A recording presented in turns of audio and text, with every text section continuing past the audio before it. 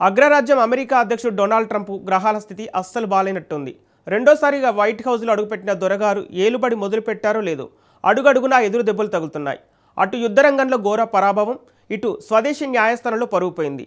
ఇరాన్ను మట్టి కరిపించాలని యుద్ధానికి దిగితే అదే ఇరాన్ ట్రంప్ను 3 చెరువుల నీళ్లు తాగించింది. చివరకు ముక్కు రాసుకొని శాంతి ఒప్పందం చేసుకునేలా చేసింది. ఈ దెబ్బ నుంచి కోలుకోకముందే ట్రంప్ అహంకారానికి అమెరికా సుప్రీంకోర్టు గట్టి మొట్టికాయ వేసింది. బర్త్ రైట్ సిటిజన్షిప్ను రద్దు చేస్తూ ట్రంప్ తెచ్చిన ఆర్డర్ను చెత్తపుట్టలో పడేసింది. అసలు తన ముత్తాతే వలసదారుడనే నిజాన్ని మర్చిపోయి ట్రంప్ ఆడిన చదరంగం ఇప్పుడు ఆయనకే ఎదురు తిరిగింది. ట్రంప్కు వరుస ఎదురు దెబ్బలు ఎందుకు తగులుతున్నాయి? అమెరికా అధ్యక్షుడు పరువు ఎలా బజారున పడింది? Watch the story. ఎందుకు ట్రంప్ అన్ని రివర్స్ అవుతున్నాయి? ముత్తాత వలసదారన్నది ట్రంప్ మరచాడా?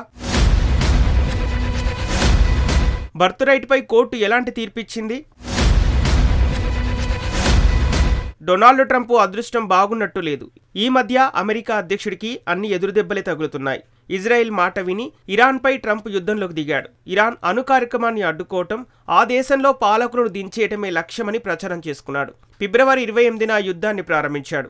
నిజానికి ఎవరు యుద్ధం ప్రారంభించినా సమస్య మాత్రం యుద్ధాన్ని ముగించటమే.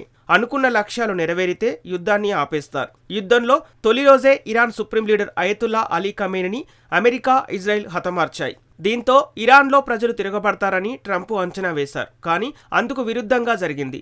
ఇరాన్ అప్పటి వరకు ఆంక్షలతో ఆర్థికంగా దిగజారిపోయిన దేశంగా ఉండేది. కానీ ట్రంప్ యుద్ధానికి దిగి ఇరాన్కు కాస్త స్ట్రాంగ్ కంట్రీగా చూపించాడు.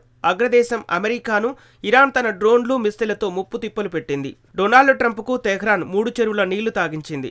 అమెరికా వద్ద తొహమాక్ క్షిపణుల కొరత ఏర్పడింది. ఆయుధ వ్యవస్థలు యుద్ధంలో ధ్వంసమయ్యాయి. పశ్చిమాసియాలో మిత్రదేశాలు భయంకరమైన ఇరాన్ దాడులను ఎదుర్కొన్నాయి. ప్రపంచ చెమురు సరఫరాలకు జీవనాడిగా పేరున్న హర్ముజ్ జలసంధిని ఎలా కంట్రోల్ చేసి అమెరికాను వణికించవచ్చో ఇరాన్ చేసి చూపింది. ప్రపంచ దేశాలు చెమురు సంక్షోభంతో విలవిలలాడాయి. ఇవన్నీ అమెరికా అధ్యక్షుడికి నేరుగా తగిలిన దెబ్బలు.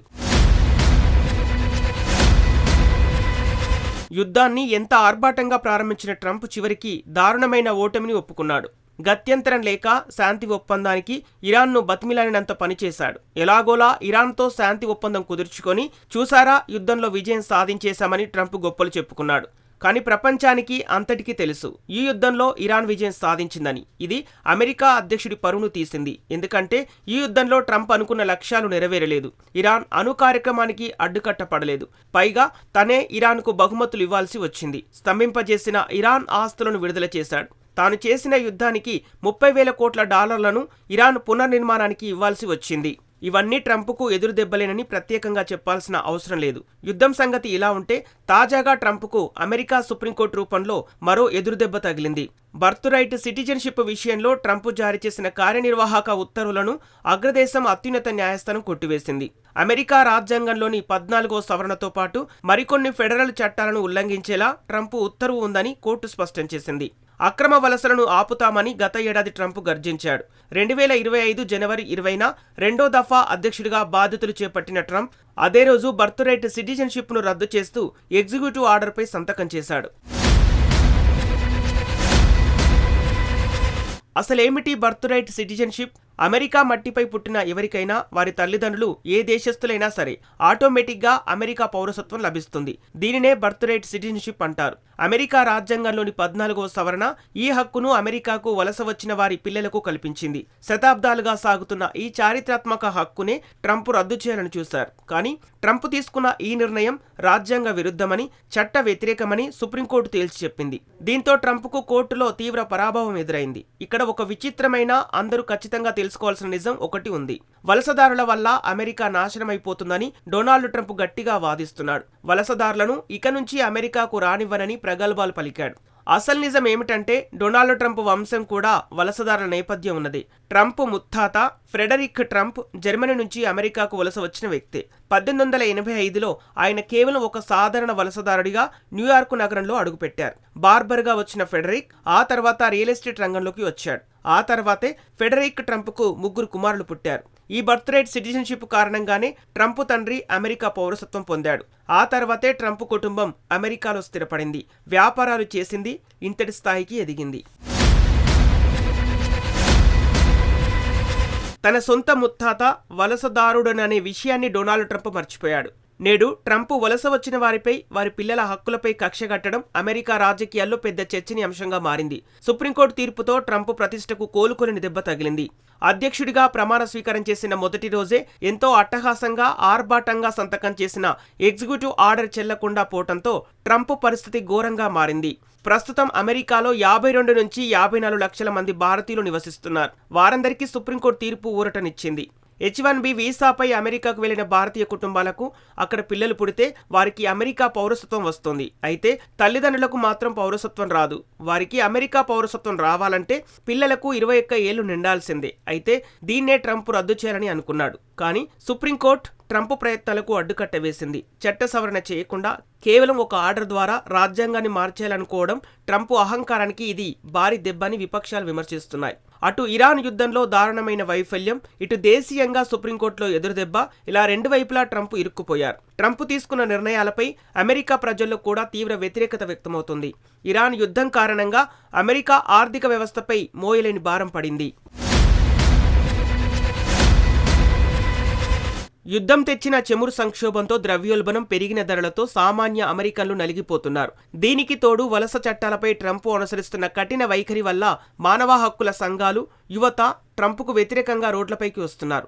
అమెరికాకు మళ్లీ గొప్ప దేశంగా మారుస్తానని నినదించిన ట్రంప్ ఇప్పుడు అగ్రదేశం పరువున ప్రపంచ దేశాల ముందు బజారున పడేశారని విమర్శలు వ్యక్తమవుతున్నాయి. యుద్ధరంగంలో ఓటమి, న్యాయస్థానంలో పరాజయం, సొంత దేశంలో ప్రజా వ్యతిరేకతలు, ఇవన్నీ ప్రస్తుతం డొనాల్డ్ ట్రంప్ పరిస్థితి ముందు నొయ్యి వెనుక గొయ్యి అన్న చందంగా మారింది. ఒకవైపు ఇరాన్కు యుద్ధ నష్టపరిహారంగా $30,000 కోట్ల చెల్లించడంపై అమెరికా మిత్రులైన గల్ఫ్ కంట్రీస్ నోరు మెదపడం లేదు. అటూ ఇటూ తిరిగి ఈ $30,000 కోట్ల అమెరికాపై పడే అవకాశం ఉంది. మరోవైపు సుప్రీంకోర్టు తీర్పుతో వలస విధానంలో ట్రంప్ మార్కు రాజకీయం అట్టర్ఫ్లాప్ అయింది. రెండో దఫా అధ్యక్షుడిగా బాధ్యతలు చేపట్టిన కొద్ది కాలంలోనే ఇన్ని దెబ్బలు తిన్న అమెరికా అధ్యక్షుడు చరిత్రలో మరొకరు లేరని విశ్లేషకులు చెబుతున్నారు. పరిస్థితి ఇలాగే ఉంటే రాబోయే రోజుల్లో ట్రంప్కు సొంత పార్టీ అయిన రిపబ్లికన్ల నుంచే తిరుగుబాటు తప్పదని హెచ్చరికలు వినిపిస్తున్నాయి. ట్రంప్ తీసుకున్న ఏకపక్ష నిర్ణయాలతో అమెరికా అంతర్జాతీయంగా ఒంటరవుతుందన్న విమర్శలు వ్యక్తమవుతున్నాయి. ఐరోపా మిత్ర దేశాలు కూడా అమెరికా తీరుపై పెదవి విరుస్తున్నాయి. అగ్రరాజ్యం వేసే ప్రతి అడుగు ప్రపంచాన్ని శాసించేలా ఉండాలి, కానీ ఇలా ప్రతి నిర్ణయంలోనూ అబాసుపాలు కావటం అమెరికా చరిత్రలోనే ఎన్నడూ జరగలేదు.